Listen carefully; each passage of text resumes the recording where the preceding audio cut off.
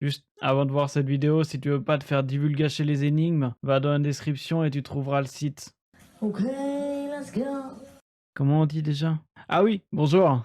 J'ai créé un jeu de pistes sur internet et je voulais vous montrer ça. Le but, c'est de donner un lien à quelqu'un, qu'il arrive sur une page, que grâce à cette page, il en trouve une autre et qui relie différentes informations. En gros, on va faire un jeu de pistes. Avec cette idée de base, on a créé la première page qui servirait aussi de hub et enverrait vers toutes les autres énigmes. Très simple, elle te demande un code. Si tu as le bon code, tu vas sur la page. Sinon, ça ne fait rien. Ça, c'est pas une énigme en soi. Si. Si, parce que le premier code, comment tu le trouves, hein? T'as une petite trace. T'en as par exemple une qui est grosse et les deux autres qui sont un peu plus petites. Donc celle-là, tu la remarques, tu te dis ah ouais. Et après, tu regardes tous les chiffres, tu fais ok. Et tu les testes un peu dans tous les ordres. C'est que 3 chiffres, ça va. Donc ouais, faire ça. Et puis après, quand tu reviens ici, tu vois la tâche, mais tu l'ignores. Une fois le premier code trouvé, on arrive donc sur cette page avec un autre code à 3 chiffres et quelque chose d'autre qu'on ne peut pas utiliser pour l'instant. Donc on va retour. On peut rentrer notre nouveau code et on arrive sur ce qui va nous servir à décrypter le code.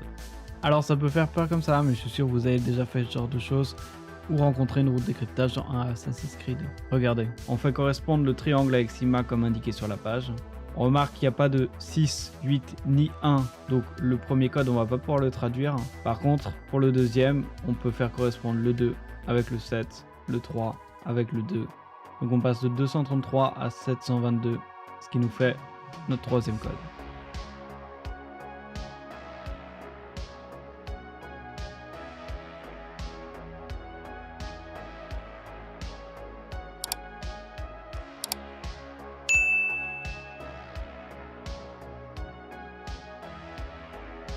Au lieu de marquer Déméter, je marque ça. Et du coup, il faut remplir DE. Et DE, ça nous fait trouver le chiffre 2. Donc voilà comment j'ai réfléchi la prochaine énigme. Un texte à trous avec des censures. D'abord, il faut afficher le mot censuré. On marque qu'il est incomplet. Une fois qu'on a réussi à compléter tous les mots, on retrouve le code à 3 chiffres. 2 pour Déméter, 1 pour 1 et 8 pour fruit. Alors j'ai conscience que la courbe de difficulté vient de se péter la gueule, parce que cette énigme était plus simple que les autres. On va remonter un peu le niveau, surtout pour la dernière.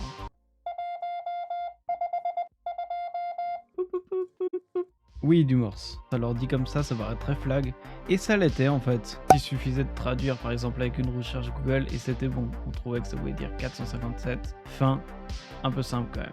Donc j'ai voulu faire un peu plus complexe, et voilà la nouvelle traduction. C, D, F, A égale 2.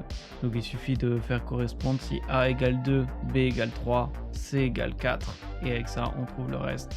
457. Ça reste tout de même assez simple, mais bon, on avance. On a rajouté une étape, et la dernière sera vraiment complexe. Et au début, il est fait exprès facile pour te montrer qu'il va falloir trouver des mouvements. Donc 1 vers le haut, 2 vers la droite, 1 vers le haut, 2 vers la droite, c'est ici. Donc c'est vraiment explicite, ce qu'il fallait comprendre c'est qu'il fallait partir du triangle. Et pour le deuxième c'est à peu près aussi facile, il faut juste bien avoir compris qu'on cherche des directions. H, H, G, B, G, donc H pour haut, G pour gauche, B. Donc ça fait H, ça fait 2 fois haut, une fois gauche, une fois bas, une fois gauche. Ok, donc moins x, plus y, plus y. Référence facile à l'axe xy. Hello. Moins x, 2 fois vers la gauche, plus y, 2 fois vers le haut. Bon, vous êtes bien reposés? Voilà la dernière énigme. Ok, maintenant on respire. Tous les signes que tu as là, tu les as nulle part ailleurs que sur la roue. Donc c'est comme ça que j'essaye d'emmener les gens à reprendre la roue. Le problème c'est que cette fois on n'a pas besoin d'un code. Nous ce qu'on aimerait c'est des directions. Donc il va falloir utiliser la roue de décryptage autrement que pour décrypter. On va l'utiliser comme une carte. Regardez, on part des 3 traits, on va jusqu'au 3. Ça nous fait un mouvement à droite. Et on va retenir tous les mouvements qu'il nous faut pour traverser tous les symboles. Des 3 traits au 3, on va à droite. Du 3 à la fourche, on va aussi à droite.